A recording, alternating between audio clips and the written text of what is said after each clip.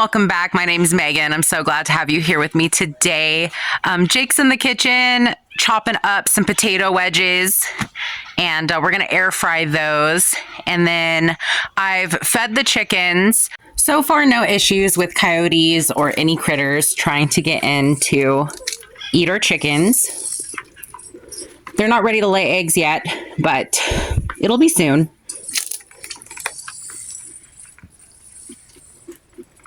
Our latch system for the door right now is this brick to keep the door closed. So we're going to need to revamp this door.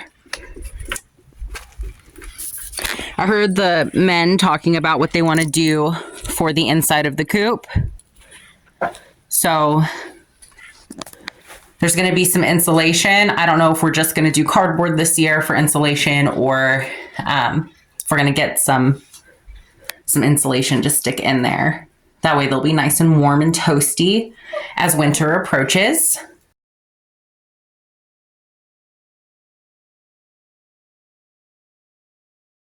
Obviously, strawing the bottom. That door, we're just going to make sure it's nice and wide for them and they fit. And we'll take that flap out. I don't even think it's a flap. I think it goes up. Or maybe it is a flap. I don't know. But we're going to get rid of that so they can come in and out. I heard Larry and Jake talking about putting in some roosts.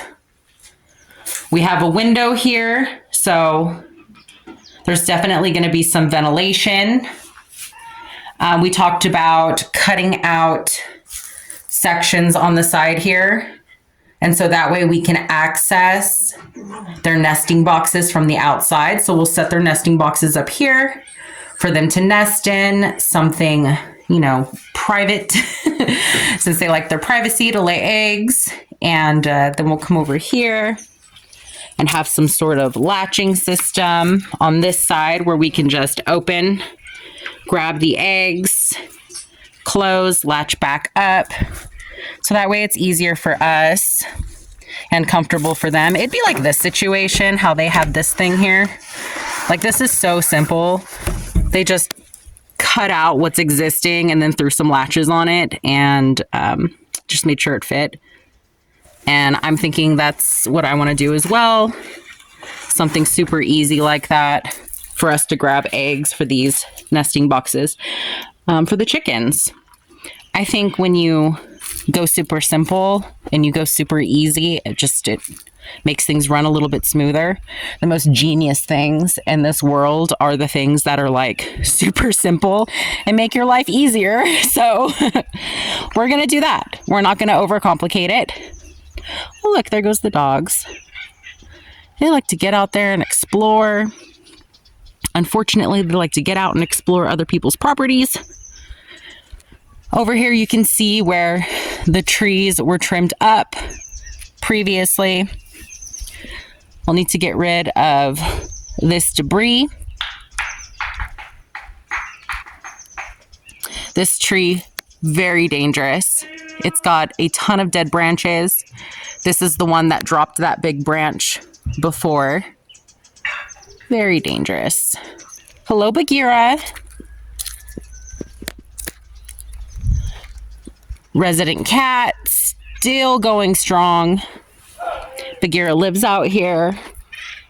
He brings us presents. He brings us mice and birds, and he's a really good outside cat.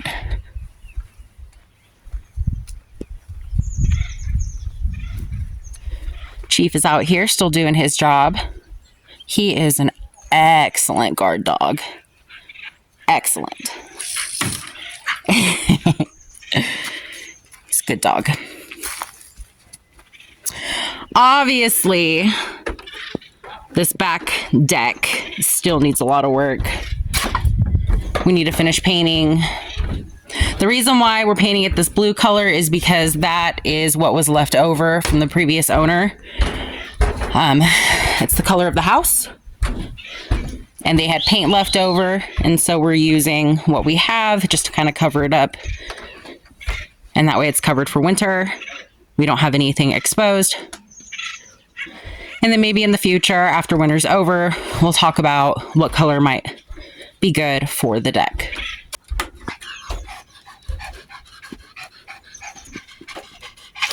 Oh, hi, Bo. Are you okay? She totally fell off right now. I think she's okay. Oh my gosh, poor thing.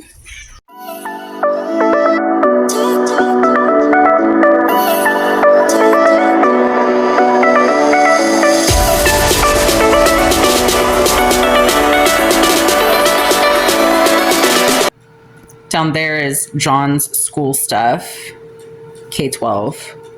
Right there and right there. They're homeschooled, but they're doing a public school program, the K-12, the CAVA program.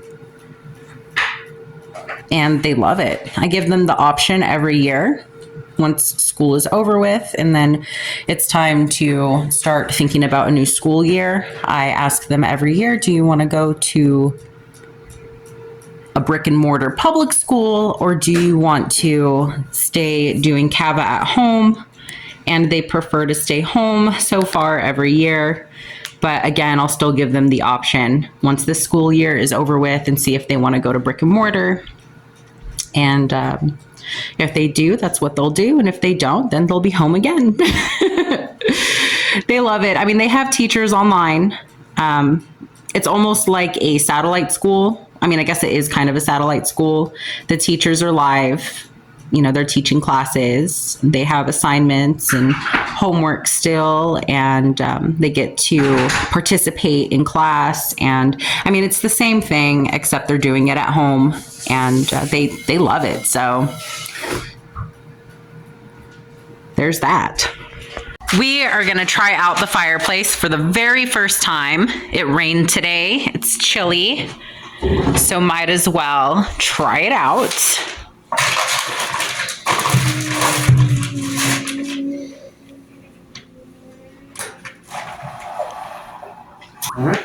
Alrighty. Wow. Well, that's cool. Do we shut it or do we leave it open? Oh, okay. Make sure you saw.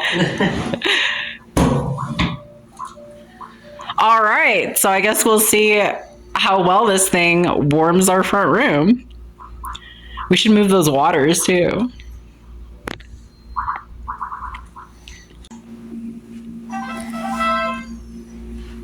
It went out.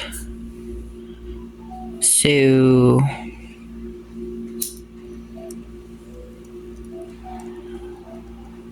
I guess we'll try it again. The vent's open, so there's plenty of air circulating, I would think.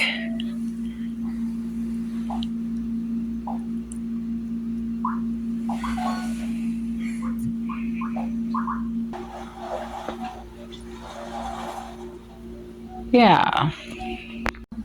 All right, so we're back in business. That is nice. It feels good in here. It smells nice, like a campfire.